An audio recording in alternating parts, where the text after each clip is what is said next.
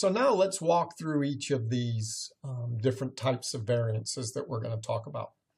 So let's start with direct materials variances.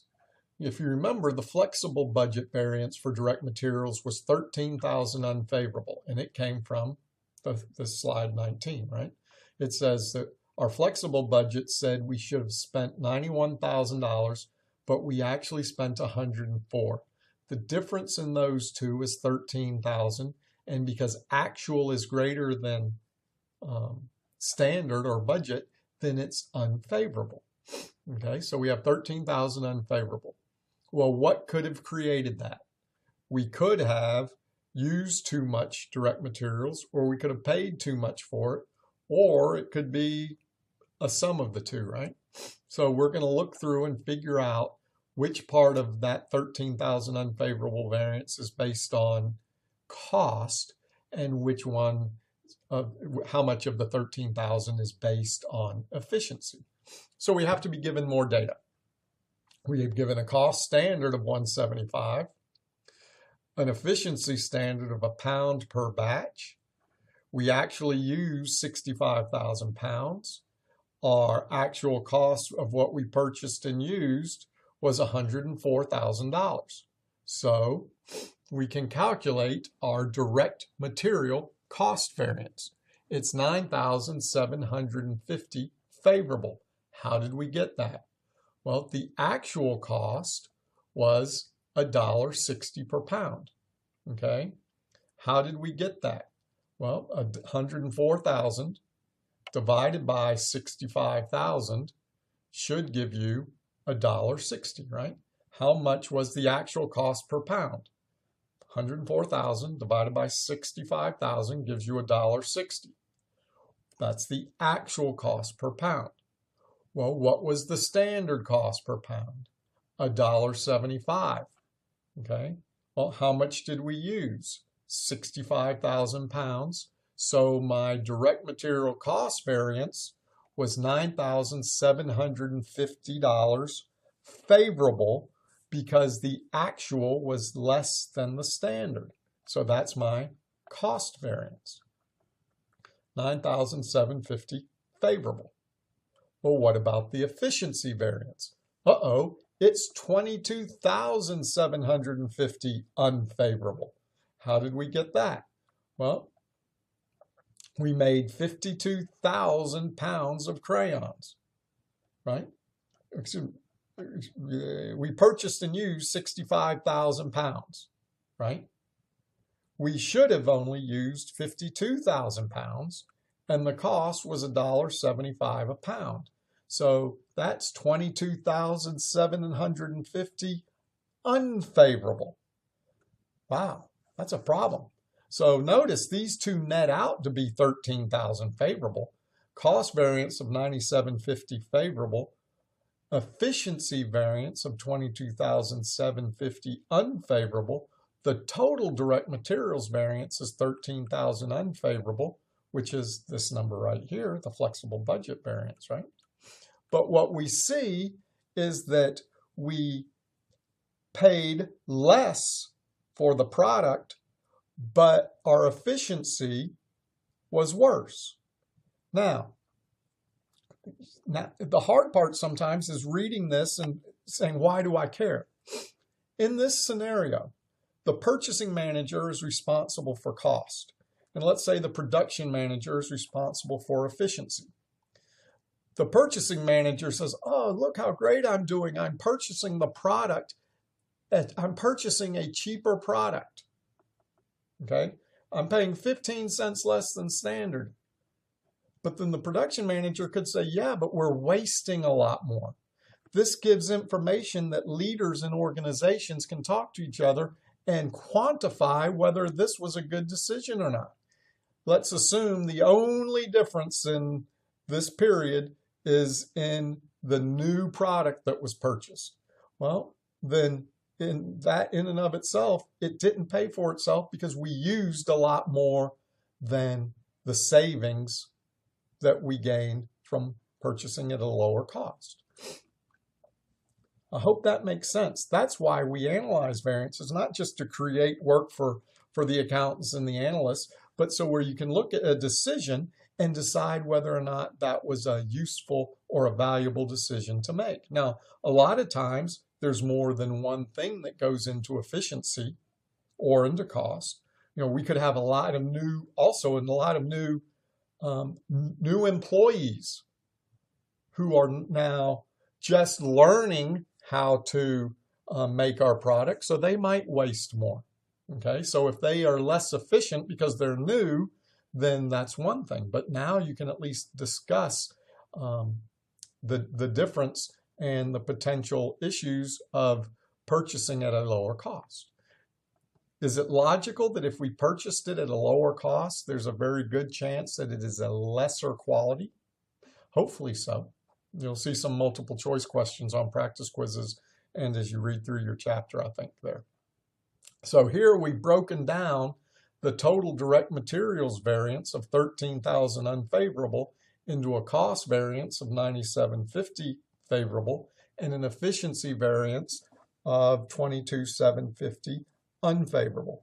On your exam, you will calculate all four variances: direct material cost and efficiency and direct labor cost and efficiency. You'll be required to calculate all four in four different scenarios. Okay. Now let's look at the labor variances.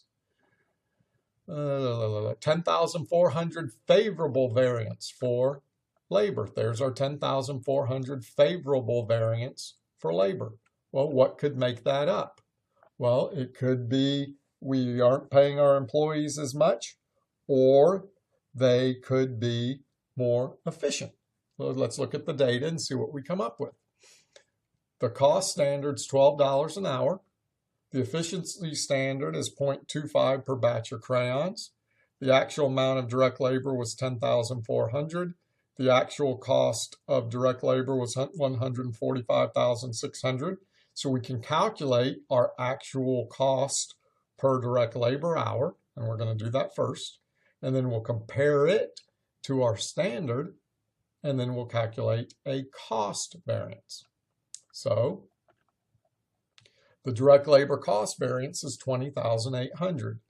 $14 per direct labor hour was the actual cost. $12 per direct labor hour was the standard.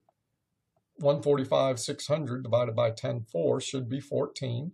So we were paying $2 per hour more than standard times 10,400 direct labor hours. Where'd that come from? It was given. Gives us a $20,800 unfavorable variance for direct labor dollars. Okay.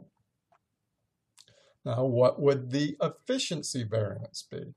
Well, here it's 31,200 favorable. How did we get that? Well, actual number of hours was 10,400 direct labor hours. How many hours should it have taken? Okay, well, we did X number. We did 52,000 batches of crayons, and our standard was a quarter hour per batch of crayons, so we should have used 13,000 hours. We only used 10.4, we should have used 13, so actual is less than standard, times $12 per direct labor hour, gives me a favorable efficiency variance of $31,200 favorable. So here's our looking at the two together. Let's pretend that the human resources manager has gone out and has decided that we can pay $2 more per direct labor hour to get a higher quality employee, somebody who knows the crayon batch processing. And we're trying to see whether or not that was a good decision. Well, here we paid $2 more per direct labor hour. That gave us the unfavorable variance. But notice we're much more efficient. Matter of fact, we are more efficient, 31,002, than we were for our unfavorable cost variance. So those two net out to 10,400 favorable. Okay, so we could look at that and say that was that might have been a good decision.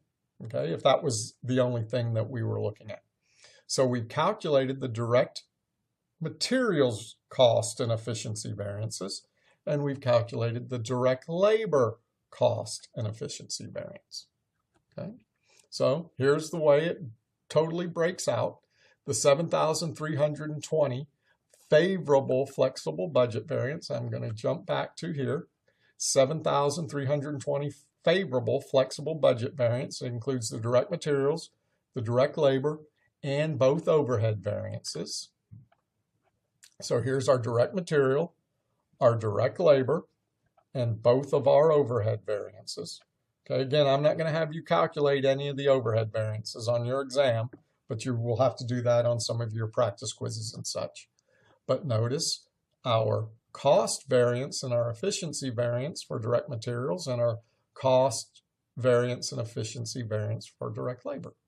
Okay, so the sum of all of these variances equals this 7,320 flexible budget variance. Well, who's responsible?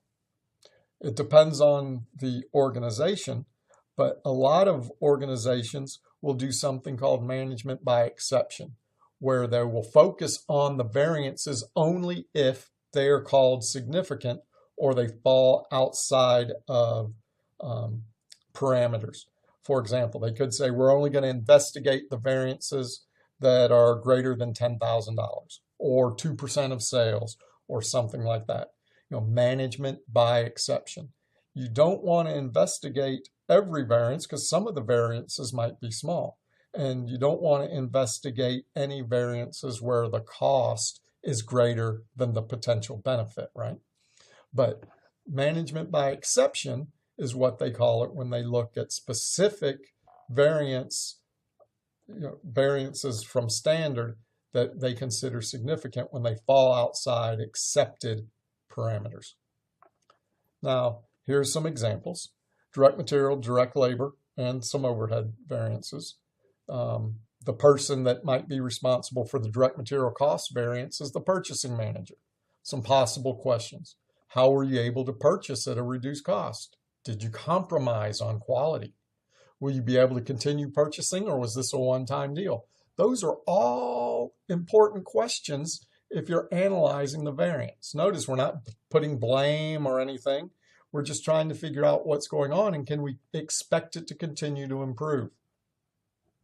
Maybe the production manager is responsible for the direct material efficiency variance.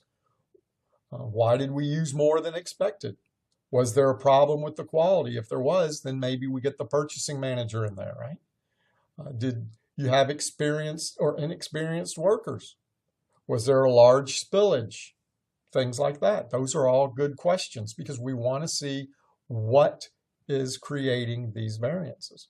Direct labor cost. Why did we pay more than expected? Did they have advanced skills? Hopefully so. Was it fringe benefits, okay, that caused the labor cost increase? Efficiency. How were they able to produce faster than expected? Can we expect this kind of production to continue? Variable overhead efficiency. It's based on direct labor hours. Therefore, they'd be similar to the direct labor efficiency questions, right?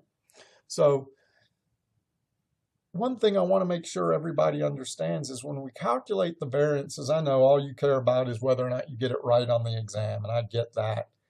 But in the big scheme of things, what's important is looking at the results and then seeing what we can do to continuously improve and to continuously put our organization and ourselves in a position to succeed. Variance and variance analysis, standard costing, flexible budgeting, the focus of this chapter allows us to do that. I hope you felt this discussion was worthwhile. If you have any questions, as always, I'm easy to find. Send me an email or please let me know. Have a great day.